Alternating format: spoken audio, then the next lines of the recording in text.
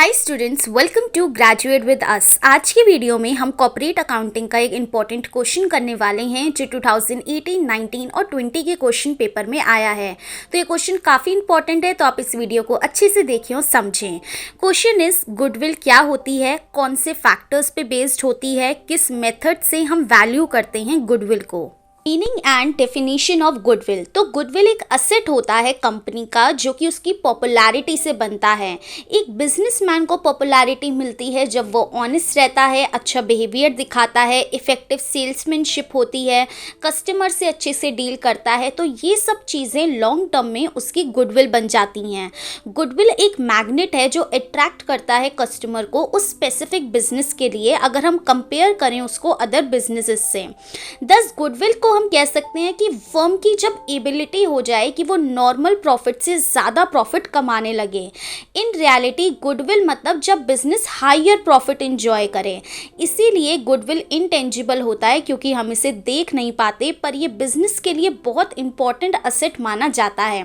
Simple शब्दों में goodwill समझाऊं तो मतलब जैसे दो बिजनेसेस हैं, आपके पापा बोलते हैं कि उस शॉप पे जाना क्योंकि वो अंकल बहुत अच्छे से बात करते हैं, वो अच्छी ही चीज़ देते हैं और वो हमें कंसेशन भी देते हैं। चाहे उसके साथ में सिमिलर शॉप हो, वो सेम प्रोडक्ट बेच रहे हो, लेकिन फिर भी आप उस शॉप पे जाओगे क्योंकि उन्होंने अपनी एक गुडविल बना ली है। तो यही गुडविल मानी जाती है। अब अलग अलग अथॉरिटीज़ ने अलग अलग डेफिनेशन दी है गुडविल की। जैसे पहली डेफिनेशन है, एक मैन जब गुडविल के लिए पे करता है मतलब वो एक ऐसी पोजीशन के लिए पे कर रहा है जिसमें वो ज़्यादा पैसा कमाएगा जो वो किसी और चीज़ से नहीं कमा सकता। नेक्स्ट डेफिनेशन, गुडविल मतलब वो वैल्यू जो सारे फेवरेबल क्रेडिट ही दे बिजनेस इंटरप्राइज को। नेक्स्ट डेफिनेशन, गुडविल मतलब फर्म की प्रेजेंट वैल्यू जिससे हम एंटिसिपेट करें कि अब वो ज़्यादा अर्निंग कमाएंगे। नेक्स्ट डेफिनेशन कि गुडविल बहुत इजी है डिस्क्राइब करने में पर डिफाइन करने में बहुत मुश्किल है। गुडविल एक बेनिफिट और एडवांटेज होता है कि बिजनेस का अच्छा नाम है, रेपुटेशन है और कनेक्शंस हैं। गुडविल एक अट्रैक्टिव फोर्स होता है जो कस्टमर्स को लाता है, और गुडविल से ही हम डिफरेंस पता कर सकते हैं कि हाँ ये ओल्ड बिजनेस है और ये नया बिजनेस है। गुडविल में बहुत सारे एलिमेंट्स होते हैं और गुडविल अलग अलग ट्रेड्स के लिए, अलग अलग बिजनेस के लिए अलग अलग हो सकता है। नेक्स्ट डेफिनेशन, गुडविल मतलब कि ये एक एलिमेंट है जो कि रेपुटेशन और कनेक्शन से आता है और ये बिजनेस को एडवांटेज देता है कि बिजनेस हायर प्रॉफिट कमा पाएगा अपने नॉर्मल प्रॉफिट से, जो वो एक्सपेक्ट करता है, जो उसने नेट टेंजिबल असेट्स एम्प्लॉयड कर रखे हैं, उस पर कैपिटल लगा रखी है, जब वो उससे ज़्यादा पैसा कमाने लगे मतलब वो गुडविल है। अब statement of standard accounting practice 22 के अकॉर्डिंग गुडविल डिफरेंस है कि एक फर्म की value as a whole minus जो कंपनी ने या बिजनेस ने अपने नेट असेट लगा रखे हैं, उसका जो डिफरेंस आएगा वो गुडविल होगी। तो अब डेफिनेशन से हमें ये समझ आता है कि गुडविल मतलब उसकी अर्निंग कैपेसिटी कितनी है। जब एक बिजनेस नॉर्मल प्रॉफिट से ज़्यादा प्रॉफिट कमाने लगता है मतलब उसकी गुडविल अच्छी है, और गुडविल एक इंटेंजिबल असेट है जिससे एक्सेस प्रॉफिट कमाया जा सकता है। Factors affecting value of goodwill. अब ऐसे कौन कौन से फैक्टर्स हैं जो हमारी गुडविल की वैल्यू को अफेक्ट करते हैं? तो चार मेन पॉइंट्स निकल के आते हैं: commercial factors, industrial factors, political factors और फाइनेंशियल फैक्टर्स। एक एक करके समझते हैं। Commercial factors, location of business. अब बिजनेस कहाँ पे लोकेटेड है, अर्बन एरिया में है या रूरल एरिया में है? रूरल एरिया में है तो ऑब्वियसली उसकी गुडविल थोड़ी कम होगी क्योंकि वहाँ पे लोग कम हैं तो वो कम ट्रस्ट कर पाते हैं, और अर्बन एरिया में है तो उसकी गुडविल ज़्यादा होगी। Then demand of goods, nature of business, management, risk factors, advertisement, tendency of customers, profit earning capacity. अगर एक कंपनी अच्छा प्रॉफिट कमाती है तो उसकी गुडविल ज़्यादा होगी। अगर उसका प्रॉफिट डाउन रहता है, बिलो एवरेज रहता है, तो उसकी गुडविल अच्छी नहीं होगी।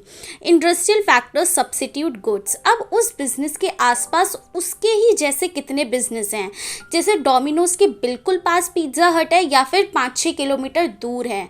अगर दूर है तो उसकी वैल्यू उस हिसाब से होगी। Then industrial peace, optional use of product, industrial relation, new industrial unit. अब नई नई इंडस्ट्रीज आ रहे हैं तो उसकी गुडविल अफेक्ट होगी, उसको और अच्छे से मेहनत करनी होगी बिजनेस को, और रेपुटेशन बनानी होगी अगर न्यू इंडस्ट्रियल यूनिट्स आ रहे हैं। Political factors, government policies. अब गवर्नमेंट की पॉलिसीज़ कैसी हैं, उन्होंने काफ़ी सारे टैक्स लगाए हैं तो बिज़नेस को तो वो पे करने ही पड़ेंगे। अगर बिज़नेस पे नहीं करेगी तो उसकी गुडविल अफेक्ट होगी। Restriction, political stability, tax, import export. अगर कोई बिज़नेस एक्सपोर्ट करता है इंडिया के बाहर तो उसकी गुडविल बहुत अच्छी मानी जाती है। जैसे अमेज़ॉन एक रेपुटेटेड बिजनेस माना जाता है क्योंकि वो ऑल ओवर द वर्ल्ड है। Financial factors, capital market. अगर कैपिटल मार्केट एकदम से डाउन जाती है तो बिजनेस की गुडविल अफेक्ट होगी, एकदम से अप जाती है तो भी बिजनेस की गुडविल अफेक्ट होगी। Then money market, financial facilities, investors. अब उस बिजनेस के इन्वेस्टर्स कैसे हैं, टाइम पे पैसा देते हैं, कौन कौन है, कितने हैं, इससे उसकी गुडविल अफेक्ट होगी। नीड्स और condition of valuation of goodwill. अब क्या क्या नीड्स हैं, हमें अपनी गुडविल को क्यों वैल्यू करना है, तो उसकी 3 सिचुएशंस हैं। पहले सोल ट्रेड बिजनेस। अगर कोई अकेला अपना बिजनेस चला रहा है तो उसको अपनी गुडविल को क्यों वैल्यू करना है। अगर वो बिजनेसमैन अपने बिजनेस को दूसरे पर्सन को बेचता है तो वैल्यूएशन ऑफ गुडविल ज़रूरी है। कोई other person as a partner आता है तो वैल्यूएशन ऑफ गुडविल ज़रूरी है। अगर बिजनेस किसी और बिजनेस के साथ मिलता है तो वैल्यूएशन ऑफ गुडविल ज़रूरी है। अगर बिजनेस का कोई एक पार्ट बेचा जाता है तो वैल्यूएशन ऑफ गुडविल ज़रूरी है। अगर हमें प्रॉपर्टी टैक्स फिक्स करना है क्योंकि सोल प्रोप्राइटर की डेथ हुई है तो वैल्यूएशन ऑफ गुडविल ज़रूरी है। अगर बिजनेस को कंपल्सरली कोई और ले रहा है तो भी वैल्यूएशन ऑफ गुडविल ज़रूरी है। पार्टनरशिप बिजनेस में क्यों वैल्यू करना है, अगर कोई न्यू पार्टनर आ रहा है तो वैल्यूएशन ऑफ गुडविल ज़रूरी है। किसी पार्टनर की रिटायरमेंट हो रही है, पार्टनर की डेथ हो रही है, न्यू पार्टनर आ रहा है क्योंकि रिटायरमेंट या डेथ हो रही है ओल्ड पार्टनर की। प्रॉफिट शेयरिंग रेशियो चेंज करना है, फर्म का डिसोल्यूशन हो रहा है, फर्म अमालगमेट हो रही है, पार्टनरशिप फर्म लिमिटेड कंपनी में कन्वर्ट हो रही है, बिजनेस को गवर्नमेंट टेक ओवर कर रहा है तो भी वैल्यूएशन ऑफ गुडविल ज़रूरी है। कंपनी के केस में क्यों वैल्यू करना है, अगर कंपनी सेल या परचेज करती है तो वैल्यूएशन ऑफ गुडविल ज़रूरी है। अमालगमेशन या एब्जॉर्प्शन होता है 2 या 2 से ज़्यादा कंपनीज का तो भी वैल्यूएशन ऑफ गुडविल ज़रूरी है।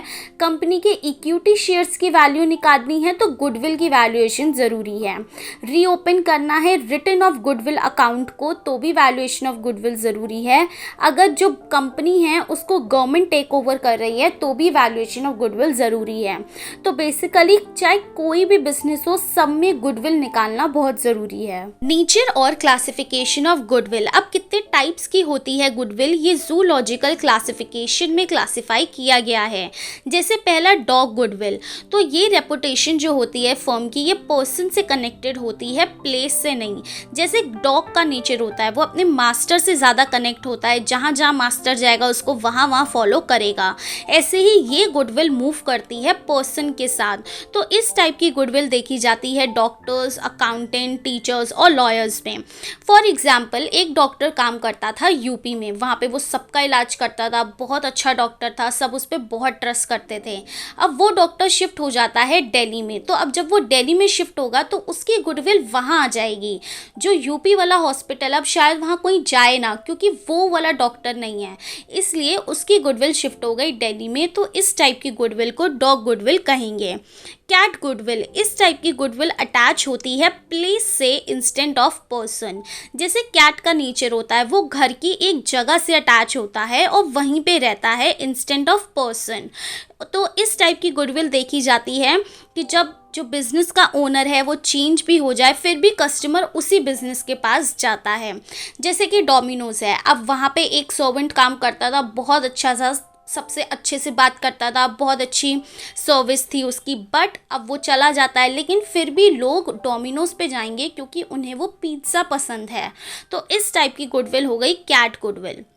रैट गुडविल, इस टाइप की गुडविल ना तो पर्सन से रिलेटेड होती है ना ही प्लेस से रिलेटेड होती है। जैसे कि रैट होता है, ना ही रैट को किसी प्लेस से अटैचमेंट होती है ना ही किसी पर्सन से अटैचमेंट होती है।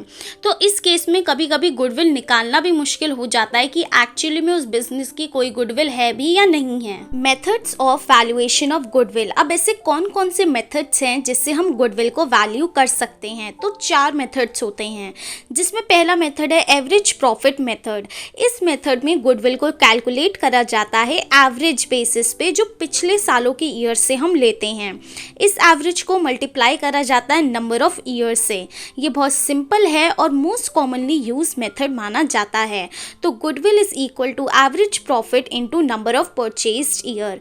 Notes for calculation of actual average profit. अब जो ये एवरेज प्रॉफिट यहाँ पे लिखा है, इसको कैलकुलेट करने के लिए कुछ चीज़ें एडजस्ट करनी पड़ती हैं, जैसे अब नॉर्मल लॉस। अब नॉर्मल लॉस मतलब लॉस बाय फायर, एक्सीडेंट या थेफ्ट, चोरी वोरी हो जाती है। तो अगर कोई अब नॉर्मल लॉस होता है तो वो पिछले साल के प्रॉफिट में ऐड करा जाएगा। अब नॉर्मल गेन मतलब स्पेक्यूलेशन के टाइम कोई गेन होता है तो वो उस साल के प्रॉफिट में डिडक्ट किया जाएगा। नॉन ट्रेडिंग इनकम वो होती है जो बिजनेस एक्टिविटीज से रिलेटेड नहीं होती है। वो इनकम आती है जैसे डिविडेंड मिला, रेंट मिला, कमीशन मिली, इनकम मिली इन्वेस्टमेंट से, ये सब। तो ये भी पिछले साल के प्रॉफिट में से माइनस हो जाएगी। तो अब नॉर्मल गेन और नॉन ट्रेडिंग इनकम माइनस होगा और अब नॉर्मल लॉस ऐड होगा।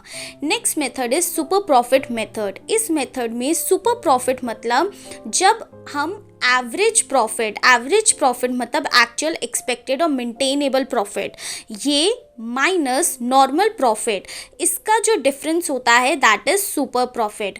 नॉर्मल प्रॉफिट बेस्ड होता है नॉर्मल रेट ऑफ रिटर्न पे, और नॉर्मल रेट ऑफ रिटर्न मतलब कि इन्वेस्टर ने अगर इतना पैसा इन्वेस्टमेंट पे लगाया है तो वो कुछ तो एक्सपेक्टेशन रखता है कि मुझे इतनी तो रिटर्न्स मिलेंगे ही, तो उस रेट को नॉर्मल रेट ऑफ रिटर्न कहते हैं। नॉर्मल रेट ऑफ रिटर्न अलग अलग इंडस्ट्री से अलग अलग होता है। अब कोई बहुत बड़ी इंडस्ट्री है तो उसके लिए normal rate of return 5-6 crore होगा। कोई स्मॉल बिजनेस है उसके लिए 2-3 लाख होगा। तो इंडस्ट्री टू इंडस्ट्री डिपेंड करता है और अलग अलग फैक्टर्स पे डिपेंड करता है, जैसे उस कंट्री में बैंक जर्नल इकोनॉमीज की कंडीशन क्या है, रिस्क कितना अटैच है इन्वेस्टमेंट में, इन्वेस्टमेंट की ड्यूरेशन और पीरियड क्या है। तो नॉर्मल प्रॉफिट निकालने के लिए कैपिटल एम्प्लॉयड को मल्टीप्लाई करना होता है नॉर्मल रेट ऑफ रिटर्न से। अब कैपिटल एम्प्लॉयड कैसे निकलेगी, उसका फॉर्मूला होता है fix assets plus current assets. तो टोटल रियल असेट्स आ जाएंगे, उसमें से डिबेंचर और लोन हटा दिया, करंट लाइबिलिटीज हटा दी, तो कैपिटल एम्प्लॉयड आ जाएगी। तो normal profit is equal to capital employed और net asset into NRR that is normal rate of return upon 100। अब नॉर्मल प्रॉफिट आ गया तो सुपर प्रॉफिट भी निकल आएगा। तो super profit is equal to average adjusted profit minus normal profit. Super profit आ गया तो फाइनली गुडविल की वैल्यू निकल आएगी, that is value of goodwill is equal to super profit into number of purchasing years. Third method is capitalisation method. इस method में goodwill निकलती है जब प्रॉफिट का कैपिटलाइजेशन होता है। तो कैपिटलाइज वैल्यू ऑफ प्रॉफिट का मतलब है वो अमाउंट ऑफ कैपिटल जो हमें अपनी बिजनेस में लगाना होगा जिससे हम एक नॉर्मल प्रॉफिट कमा पाएं। तो कैपिटलाइजेशन ऑफ प्रॉफिट 2 मेथड से निकलता है, by capitalisation of average profit, by capitalisation of super profit. तो by capitalisation of average profit, इस मेथड में सबसे पहले हमें एवरेज प्रॉफिट निकालना होता है पिछले सालों का। जो हमने अभी average profit, first method average profit था, पहले वो निकाला। सेकेंड मेथड से हमने नॉर्मल रेट निकाला, फिर निकल जाएगा normal capital employed is equal to average profit into 100 upon normal rate. Goodwill की वैल्यू निकालने के लिए जो अभी हमने नॉर्मल कैपिटल एम्प्लॉयड निकाला है उसमें से एवरेज कैपिटल एम्प्लॉयड हटा देंगे। By capitalisation of super profit, इस मेथड में सबसे पहले सुपर प्रॉफिट निकाला जाता है फॉर्मूला लगा के। सुपर प्रॉफिट मेथड का जो सेकंड मेथड था, सुपर प्रॉफिट मेथड जो हम पढ़ चुके हैं, पहले वो निकलेगा, देन गुडविल की वैल्यू निकलेगी अप्लाई करके नॉर्मल रेट ऑफ रिटर्न को सुपर प्रॉफिट पे। So goodwill is equal to super profit into 100 upon normal rate of return. Number 4 annuity method. ये मेथड कोई इंडिपेंडेंट मेथड नहीं होता है वैल्यूएशन ऑफ गुडविल का, पर ये एक सुपर प्रॉफिट मेथड का रिफाइंड वर्जन है, बस उसका एक अच्छा वर्जन है, कोई सेपरेट मेथड नहीं है। सो इस मेथड में हमें सुपर प्रॉफिट निकालना होता है, जितने साल सुपर प्रॉफिट हुआ है वो निकालना होता है, फिर गुडविल की वैल्यू निकलती है। So goodwill is equal to super profit into present value of annuity. अगर present value of annuity 1 given है तो goodwill is equal to super profit into present value of annuity formula लग जाएगा। अगर annuity payable each year on present value 1 given है तो goodwill is equal to super profit upon annuity amount, ये वाला method लगेगा। आज की वीडियो के लिए बस इतना ही। ऑल्सो डिस्क्रिप्शन में 2 क्वेश्चंस हैं, उसका आंसर मुझे कमेंट्स में बताएं। अगर आपको आज की वीडियो इन्फॉर्मेटिव लगी तो चैनल को सब्सक्राइब करें। मिलते हैं अगली वीडियो में, बाय।